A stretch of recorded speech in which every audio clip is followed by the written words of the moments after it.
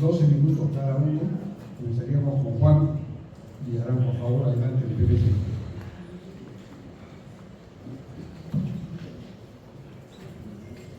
Buenas tardes. Entre gallos y medianoche, en estos últimos 20 años, el tema de la inseguridad ciudadana se ha convertido en un tema de seguridad nacional. Desde que yo recuerdo, tengo 68 años, es primera vez que el crimen organizado ha logrado captar una población peruana de entre 1,5 millones y 2 millones de habitantes y los está utilizando para sus fines perversos.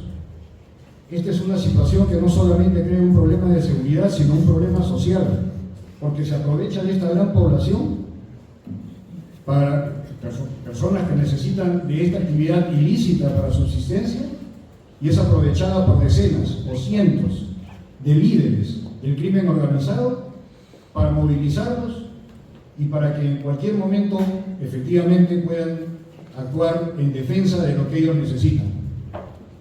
¿Qué es lo que está sucediendo? Esta actividad, como bien se ha dicho, mueve aproximadamente 10.000 millones de dólares entre narcotráfico, minería ilegal y conexos. Se está acercando al 4% del PBI del Perú y una población entre 1,5 y 2 millones de habitantes. ¿Qué es lo que está ocurriendo acá?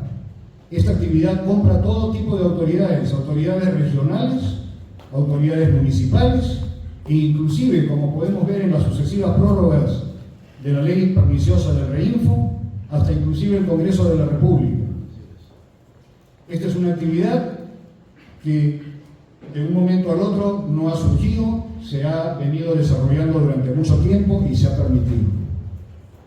¿Qué es lo que nosotros proponemos? Presentamos tres... y antes que nada, debemos señalar que no existe una política clara, más bien una política errática de parte del gobierno. 12 semanas es lo que dura en promedio un ministro del Interior. Es imposible conceptuar un plan integral, una política de Estado con un sector que cambia sus líderes o sus ministros cada 12 semanas. Proponemos 3 ejes estructurales fundamentales.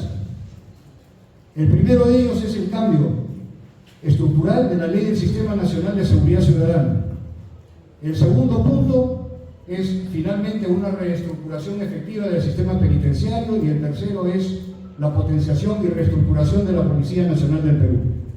En el primer punto, la Ley 27933 del Sistema Nacional de Seguridad Ciudadana fue promulgada en el año 2003 por Alejandro Toledo. Han pasado 21 años y díganme ustedes si ha podido corregir algo.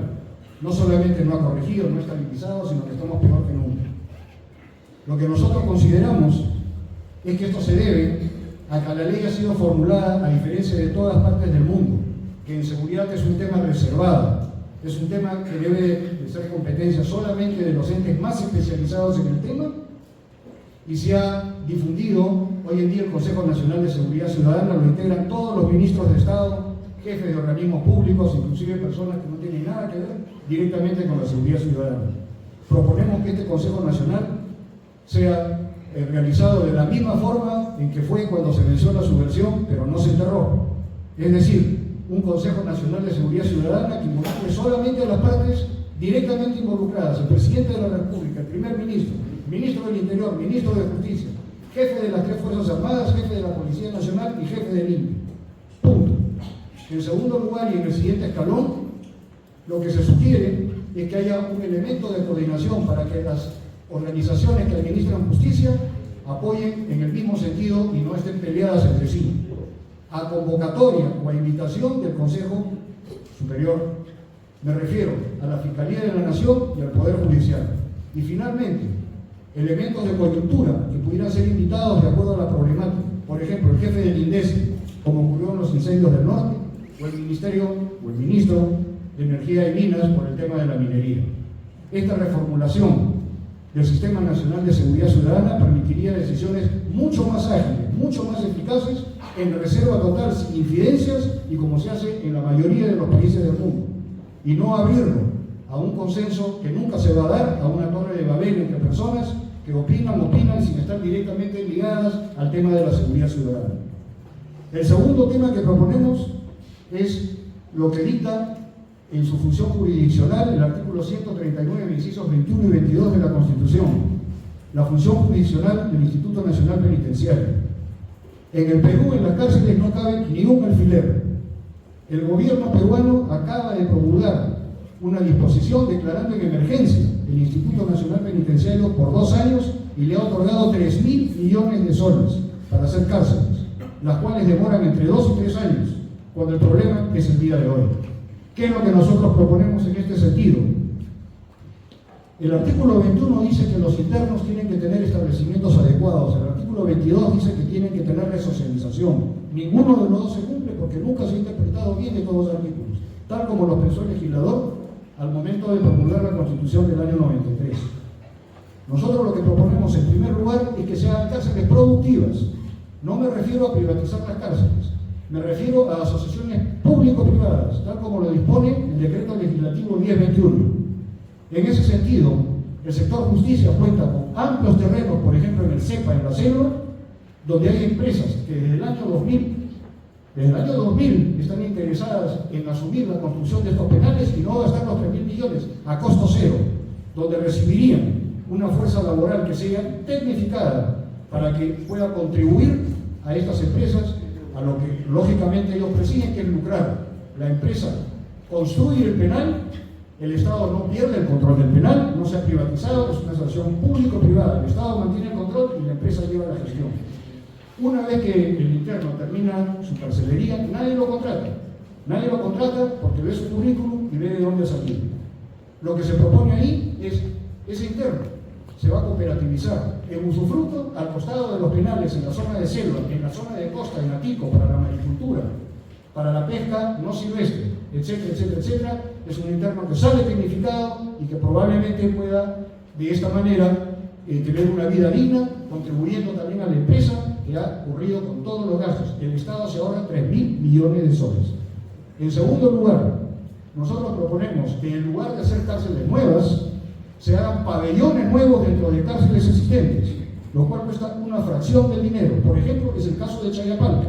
Chayapalca está enclavado en una quebrada muy amplia de los Andes. Yo he estado 3 veces ahí cuando fui jefe del INPE. En esta quebrada se pueden aprovechar toda la infraestructura, agua potable, energía, todo, las murallas, enfermería, todo, construir pabellones nuevos a una fracción del costo. Y en tercer lugar, como tenemos una población extranjera, vamos a decir venezolana en su mayor parte, que ha venido en base a una organización internacional del crimen, del Tren de Aragua, esta gente no puede ser deportada porque el presidente Maduro no lo recibe. Los aviones no pueden aterrizar en Caracas. Por lo pronto, lo que nosotros proponemos, además de las 2 primeras, es que se utilicen instalaciones existentes en desuso de las Fuerzas Armadas o de otras instituciones del Estado que ya cuentan con murallas, infraestructura, etcétera, etcétera, etcétera, y puedan ser habilitadas, no en 2 años, en 5 meses, para guardar los cabecillas. Los cabecillas del AMPA y del crimen organizado lo que buscan es mantener el control de la cadena de valor de un mercado ilícito, a diferencia de las bandas criminales. El Congreso de la República lo ha obviado, ha quitado en la ley 307.7 la posibilidad de que estas cadenas de valor de mercados ilícitos cuenten, en el momento en que sean identificados los cabecillas, con un agravante especial de cadena perpetua. Esto sí se debería de cumplir, porque el delincuente a lo que le tiene miedo es a ser identificado como cabecilla y a ser identificado en esa forma, recibir cadena perpetua que sí se cumpla. Eso es a lo que el delincuente le tiene realmente miedo. En tercer lugar, la reestructuración de la Policía Nacional del Perú. La primera premisa es decir que el Perú cuenta con una sola policía, a diferencia de todos los países del mundo. Los diferentes países del mundo cuentan con diversas policías. El Perú cuenta con una sola, que ha sido maltratada, golpeada, se le ha quitado toda posibilidad de potenciarse, se le ha quitado la especialización y la inteligencia. Pues bien, nosotros lo que proponemos con respecto a la Policía Nacional del Perú es que siga manteniendo su carácter potente en institución nacional, con todas sus grandes unidades especiales, la DIRINCRI, la DINOES, la División contra el Terrorismo, etc. Pero que además sea creada una unidad especial que lo permite, la ley orgánica de la Policía Nacional del Perú, mediante la cual se pueden crear o quitar grandes unidades especiales. Esta unidad especial, sin quitarle la potencia nacional a la Policía Nacional, sí podría ser una unidad comunitaria. Costaría cero al sector público, perdón, al Estado. ¿Por qué?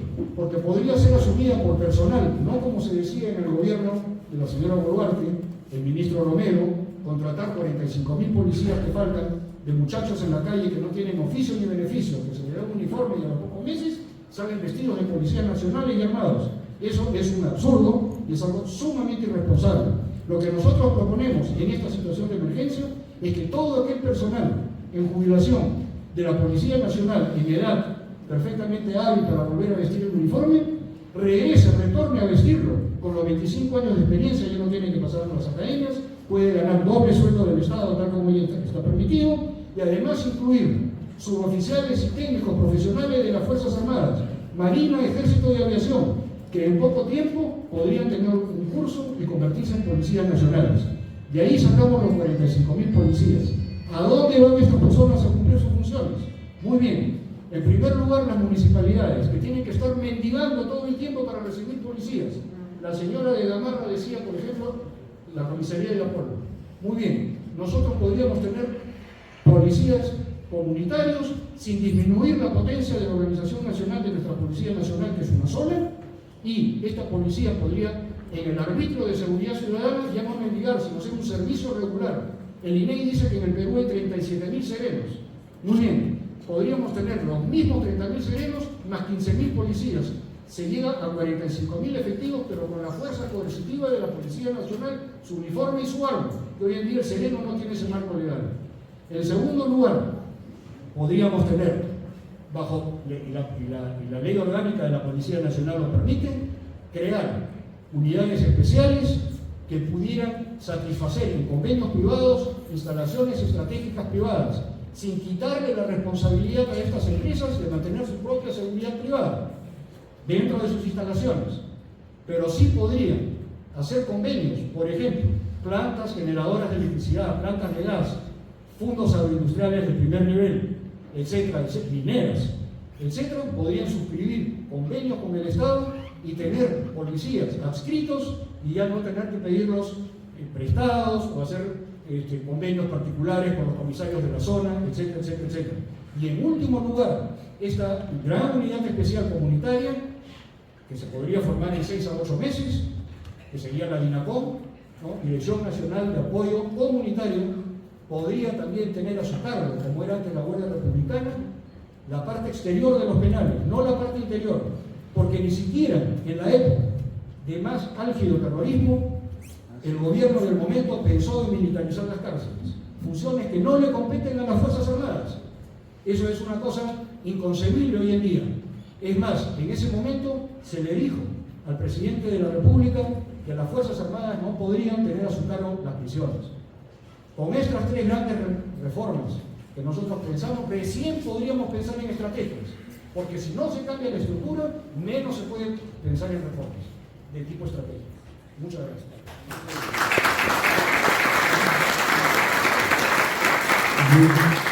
Muy interesante la presentación de Juan León, y he encontrado una relación con algo que propusieron algunos de los representantes de los sectores afectados en la sesión anterior. Por ejemplo, 2 o 3 hablaron de necesidad de un trabajo coordinado, de una articulación del Estado para poder enfrentar el problema de la criminalidad. Y la